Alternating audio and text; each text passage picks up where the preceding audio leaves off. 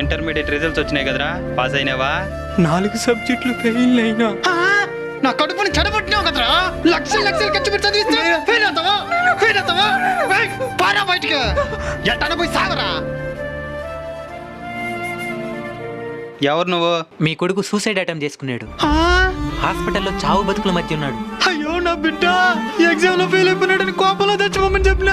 కోపంలో మీరు చచ్చిపోవనొచ్చు, బాధలో వాడు చనిపోవాలనుకోకూడదా? లక్షలు లక్షలు ఖర్చు పెట్టి చదివించినాడన్నారు. ఒక్క క్షణం వాడికి అర్థమవుతుందో లేదో అడిగి తెలుసుకున్నారా? ఒక్కసారి బయటకు వచ్చి చూడండి. చదువు లేకపోయినా చరిత్ర సృష్టించిన వాళ్ళు ఎంతో మంది ఉన్నారు. ఫెయిల్ అయిపోతే సప్లిమెంటరీ రాసుకోవచ్చు, ప్రాణం పోతే. నాకు బుద్ధి వచ్చింది, కానీ నా బిడ్డ లేడంటే నేను బతకలేను. అయినా